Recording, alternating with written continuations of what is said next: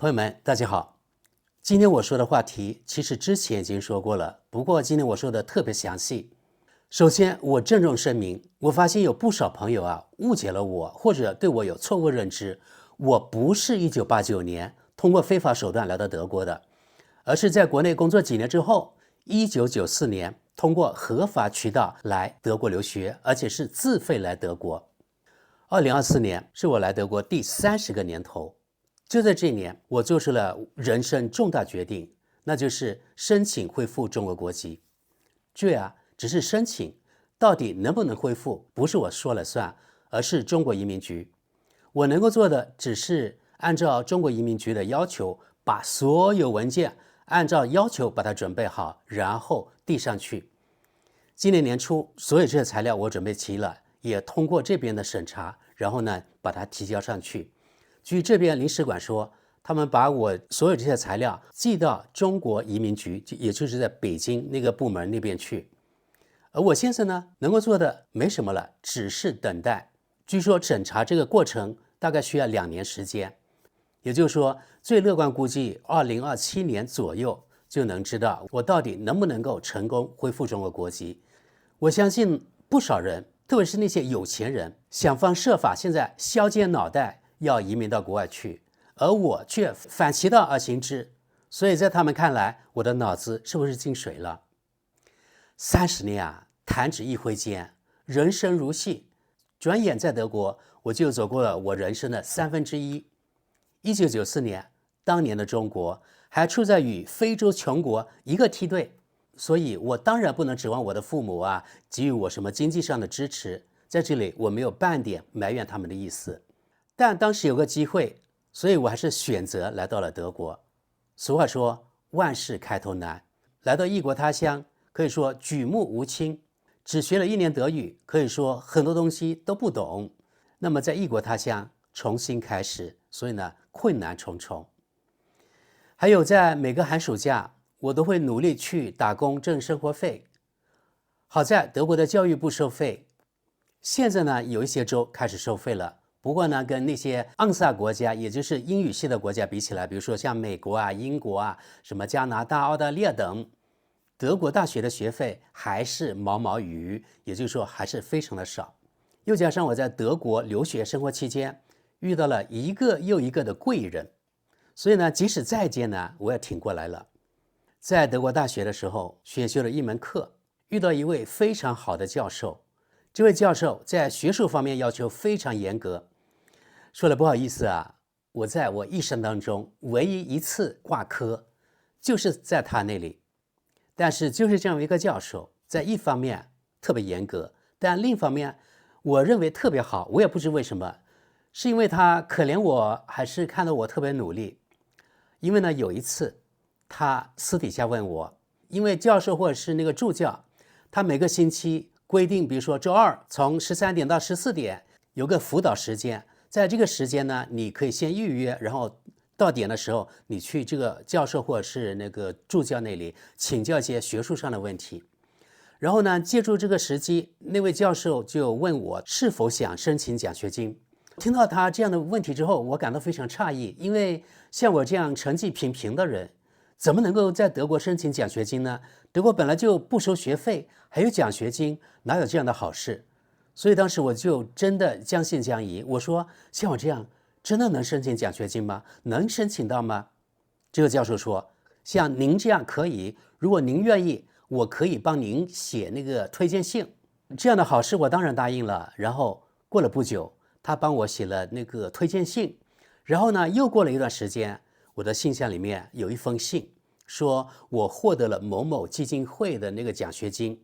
大家注意这个基金会不是政治上的，后面没有任何其他阳谋或是阴谋，我也没有任何其他义务，这样就非常顺利的，而且让我意外的得到了1年半18个月的这个基金会的奖学金，每个月有大概是500还是多少，当时是马克，欧元当时还不是法定货币，部分或是大大缓解了我的经济压力。在此呢，我真的非常非常感谢，我非常感恩我的这个德国教授。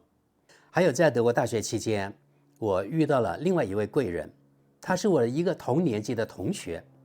在德国，这个同学的概念与中国不一样。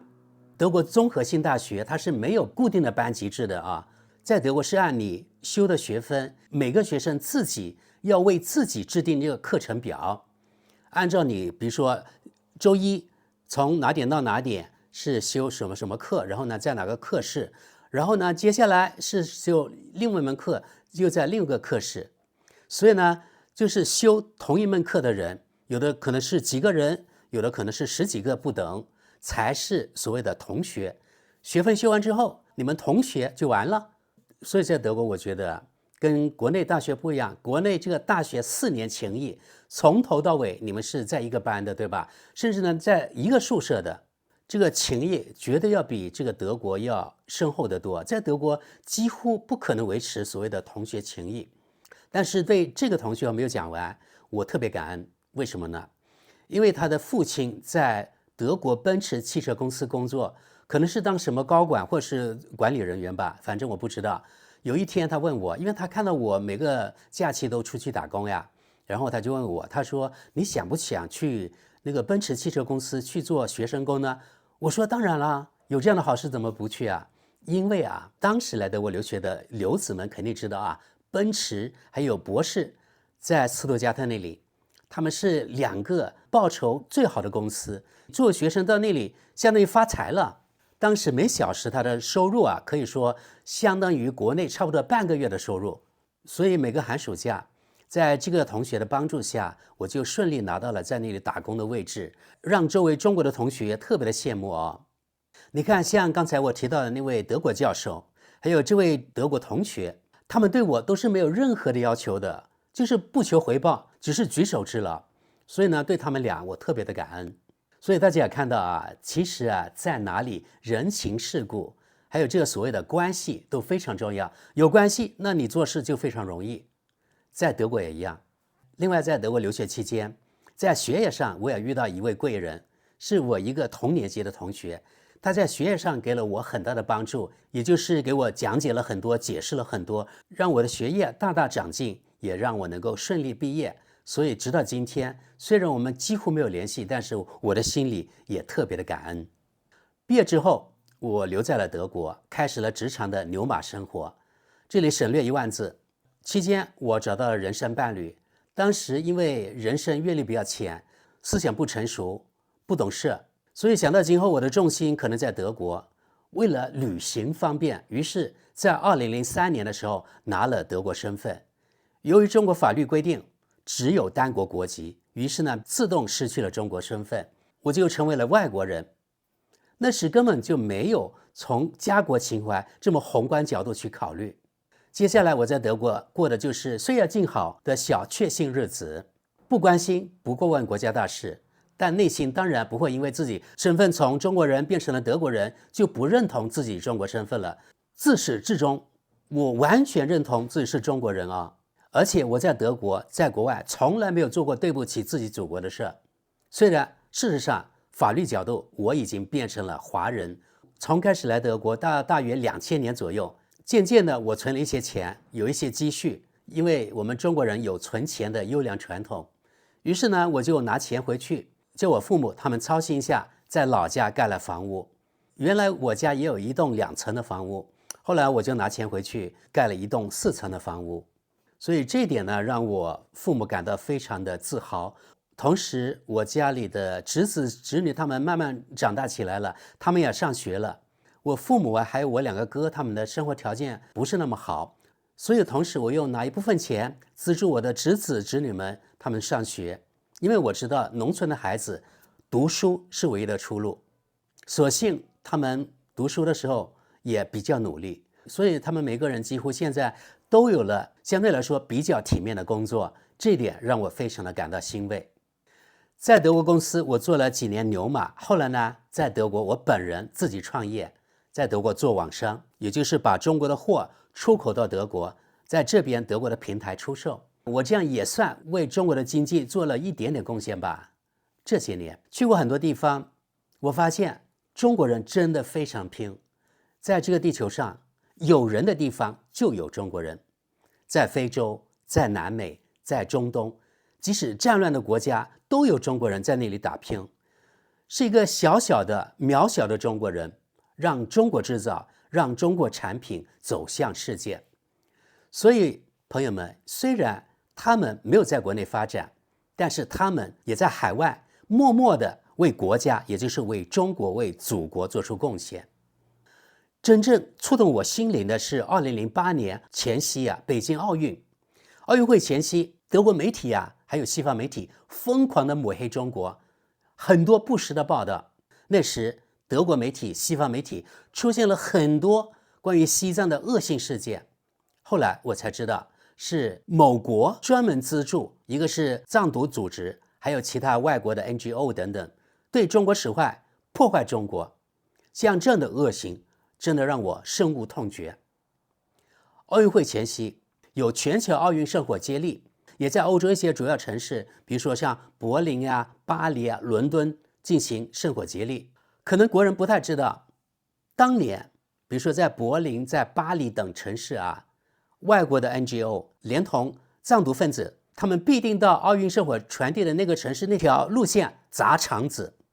同时西方媒体与他们沆瀣一气，大肆进行报道。当然刚才说了，大部分都是抹黑的、不实的报道。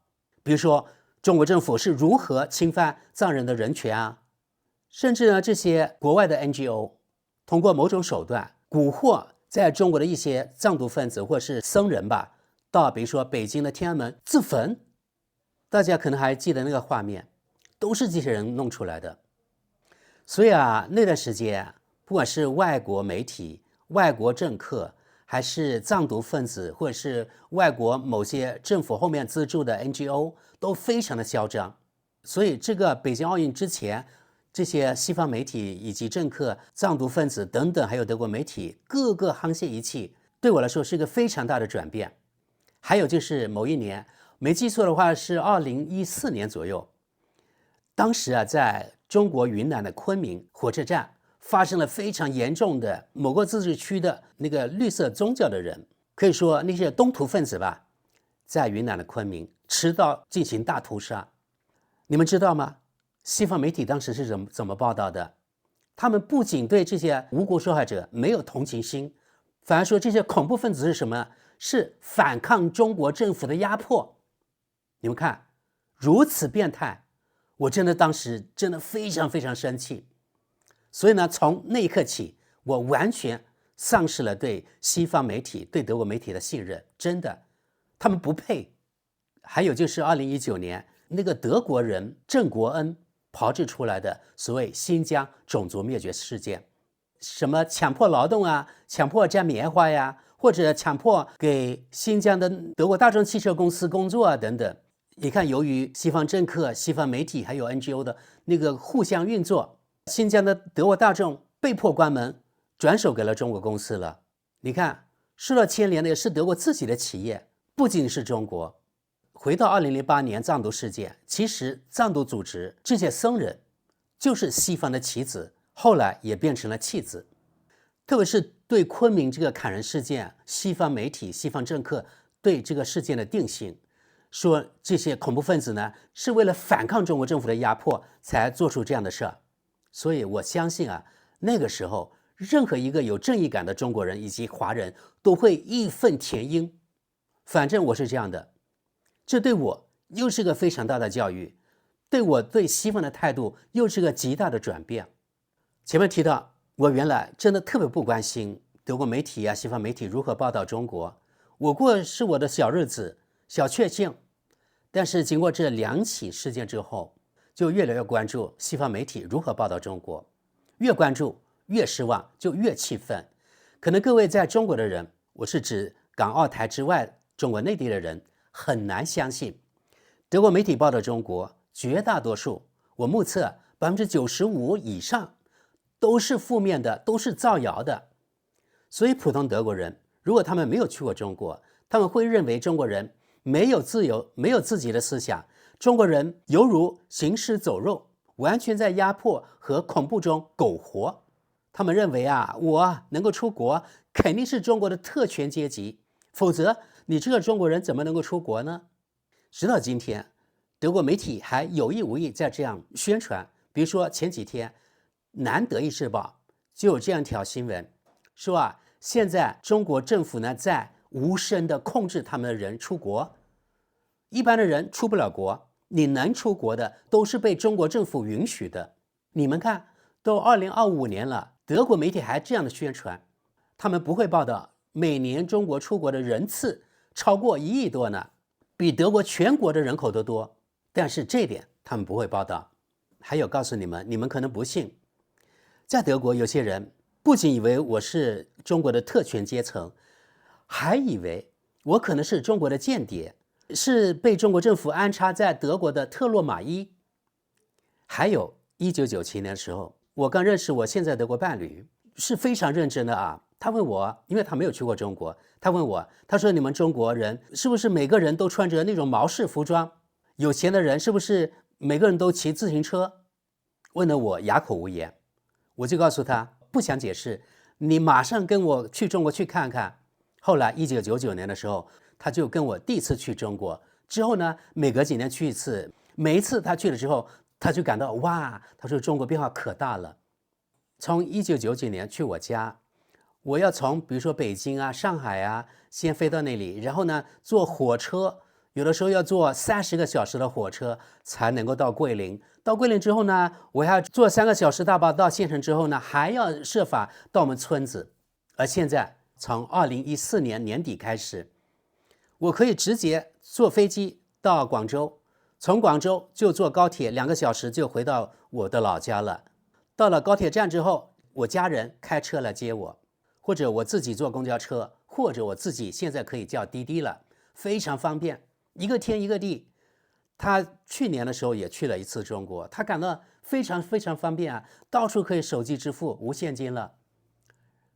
他是中国发展见证者，是活证人，所以他对中国印象来了一个不是360度，而是180度的转弯。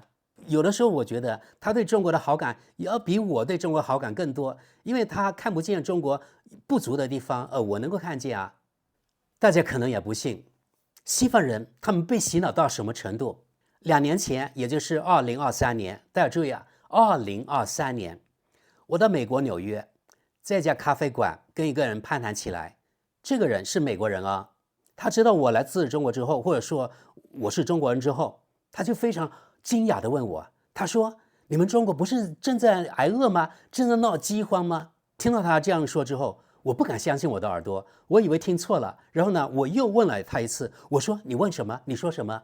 他说你们中国是不是正在闹饥荒？我真的是哑口无言。你说跟这样的人解释有用吗？他们也是被西方洗脑的受害者我到美国去看到的美国，看到街上特别是大城市到处是流浪汉、瘾君子，还有零元购。他们普通超市里面，比如说1支牙膏，或者1瓶洗面奶，或者1瓶廉价的香水，都是要锁起来的。你想买的话，要叫那个售货员帮你打开，然后呢，你才能够买这个东西。美国现在就到了这个程度，就是这样的美国人还恬不知耻的问我，中国是不是正在闹饥荒？你说这是不是感到特别的讽刺所以普通西方人虽然他们号称有这个自由那个自由，还有媒体的新闻的自由、言论自由等等，对不对？但其实他们自己是被严重洗脑的，这也是西方衰落的原因之一。不过这不是今天的话题，所以就不深入了。再加上这些年看到西方的乱象越来越多，根本就没有了政治家，政治家变成了政治人物，政治人物变成了政客，而政客又变成了政棍。这是我过去31年在德国在西方观察到的现象。比如那个所谓的漂亮国，从小布什到克林顿，到奥巴马，到特朗普，到拜登，再到特朗普，特别是过去10年10多年，你看那个漂亮国，它的政棍是不是越来越多了呢？德国也好不了多少，这大概是选举制设计的弊端。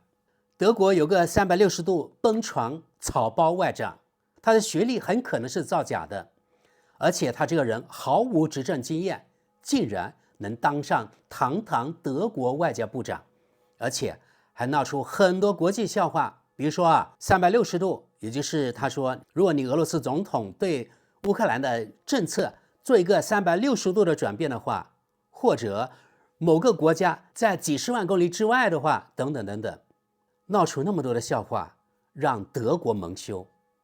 更讽刺的是，这个婆娘啊，她下野之后，因为绿党败下阵来了，她呢不仅没有失业，而是高升了，当上了联合国大会的秘书长，真的是太讽刺了，而且薪水还更高了。我认为是地球最大笑话。在德国这31年，我经历了以下几任德国总理，最开始是科尔，然后是施洛德，接下来是默克尔，他做了16年，然后呢就是舒尔茨，现在是默茨。我认为默克尔之后，德国政坛简直弱智的令人发指，而且德国越来越意识形态，就像文革一样，一切是政治挂帅，同时呢，与中国的关系也越来越疏远了。所以呢，我感到非常可惜。德国媒体呢，在抹黑中国的路上一路狂奔。所以在此呢，我呼吁中国驻外机构，你们在核发外国媒体驻华机构以及驻华记者的签证时，最好呢看看他们是怎么样负面报道以及抹黑中国的，不要发给他们签证就完了，一定要看他们在中国干了些什么。还有过去那么多年，德国一直在伙同大漂亮发动了一次又次不正义战争，让无数无辜生命生灵涂炭。比如说德国亲自出兵阿富汗，我作为韭菜，我反对有什么用吗？没有用。还有，那就是现在德国对乌克兰还有在中东的加沙，德国是如何站队的，这点我完全无法认同。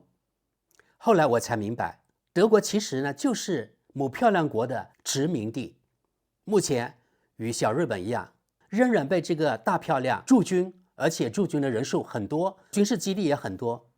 德国的政治、外交甚至经济呢，完全没有自己的主张，完全依附于那个大漂亮，而且经济上还不断被这个大漂亮薅羊毛。德国得到什么回报吗？完全没有。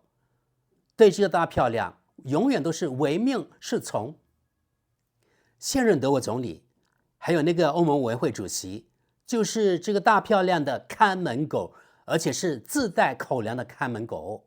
朋友们，如果你也在这样的环境中，每天打开报纸、打开电视，都看到他们在毫无理由的，甚至呢造谣生事，在埋汰我自己的祖国中国，你会无动于衷吗？反正我不会。当然，有的人小确幸，两耳不闻窗外事，或者呢更有甚者，有的人啊还附和德国人来贬低自己的祖国中国。反正我是做不出来的。不管从哪方面讲，中国今天的实力都远远超过德国，我们根本没有理由委曲求全去讨好别人。即使生活在德国或者任何一个国家，中国人完全应该挺直腰杆，这是我最深的感悟。所以朋友们啊，这些年这样下来，我觉得德国的所作所为与我已经格格不入。在国外这些年，眼看着我所在这个国家，比如说德国，原地踏步，或者正在斯坦化，或者在倒退，有些方面啊，我真的是怒其不争啊。从最开始1994年我来德国的时候，真的我是崇洋媚外的人，我承认，当时是仰视德国，到现在越来越平视，甚至有些方面是鄙视他们，这是我的心路历程。同时，因为我来往于中德之间，我可以随便去中国，也随便回德国，不像有些通过某种非法手段逃到国外去的啊。所以呢，这些年我见证了中国的飞速发展。中国纵然有这样那样的问题，但总体它是向上的。对中国执政党，由原先我是无感的啊，到现在越来越佩服他们。没办法啊，你西方这些，还有你国外这些所谓的猪队友，也就是你这些外国政府，你们也太不争气了，就让中国执政党在全世界鹤立鸡群啊。有些国内人啊，事事抱怨，这样不如意，那样不如意，然后呢，事事怪罪中国政府。我只能说，这些人因为没有横向比较，所以他们总以为一切都是理所当然的，我一定要像马云一样有一样多的钱我才满意。他从来不会从自身找原因。为什么人家马云可以而你不行？为什么人家雷军可以成功你不行？为什么人家华为老总能够成功而你不行呢？他同样是中国人啊。所以啊，我不认为是政府的错，而是你自己的错。还有的人，特别是前些年房地产升值了，以为是自己的能力，其实说真的，没有国家的托举，没有中国的进步，没有中国的发展，你屁都不是。你纵然有天大的本事，或许还会像许多国家的国民一样食不果腹呢。所以没有任何事情是理所当然的。朋友们，以上原因让我实在无法认同德国身份。还有呢，就是我的年纪越来越大，中国人嘛，可能特别是男的啊，有落叶归根的想法，而这个想法呢，随着我年纪的增加，就越来越强烈。我还是觉得我在中国感到更加踏实，更加放松。所以现在每次我回到中国，我才有了那种家的感觉。而在德国，我一直感觉我是个过客。所有刚才我前面提到的原因啊，都是我想恢复中国国籍的原因，不是一条，而是很多原因。我知道恢复国籍这条路非常难走，但是我还是决定要走下去。能不能够走通，能不能够成功，不在我影响范围内，而是中国移民局说了算。他们把我的所有的材料把它审查过，觉得我这个人背景没有问题，我是可靠的，没有做埋汰自己国家的事情，没有做对不起自己祖国的事情，也许会批准我，同意我恢复中国国籍。所以我现在只能等，而且一等就是2年。另外有的朋友担心我说，恢复中国国籍之后，我就没有德国国籍了，那我在德国所有的一切不是都失去了吗？其实不是啊。我在德国社保我交的，但属于我的，是可以继续领的，就是说我退休之后可以继续领在德国这法定养老金的。另外呢，我在德国，因为我的德国伴侣嘛，我们是等同于结婚的，也就是说我是以这个理由可以继续在德国待下来，拿德国永居。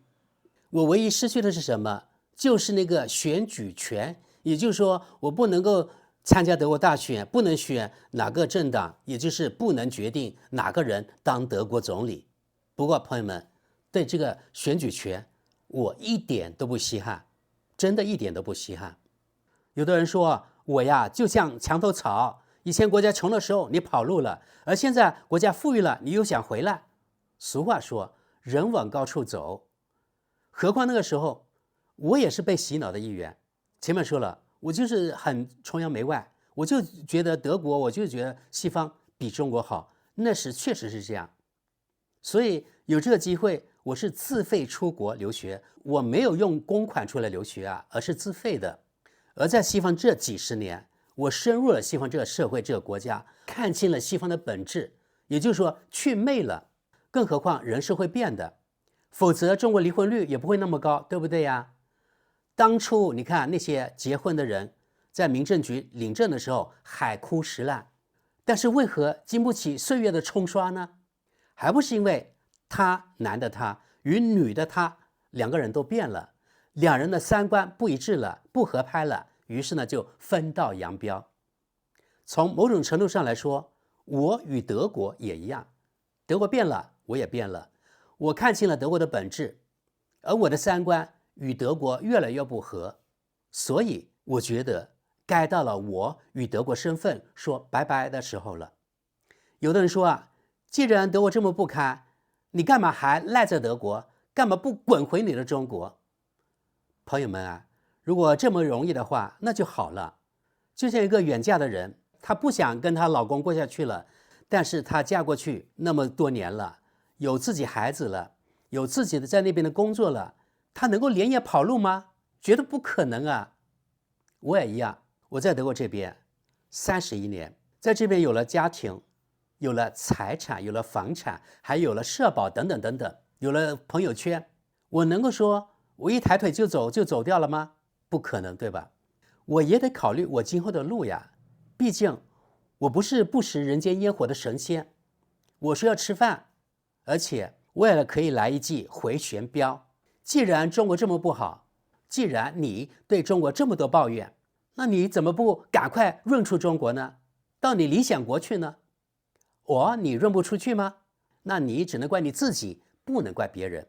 那只能说明你连被利用的价值都没有，所以没本事出不去。好笑的是，在过去在评论区我看见有的人说要向德国有关部门举报我，取消我的德国国籍。哈哈，这其实正是我想的呢，而且我自己还去咨询过，只是德国有关部门不允许我放弃德国国籍。为什么？因为德国不允许像我这样的人无国籍。而我现在最想的是什么呢？拿回中国身份，做一个堂堂正正的中国人。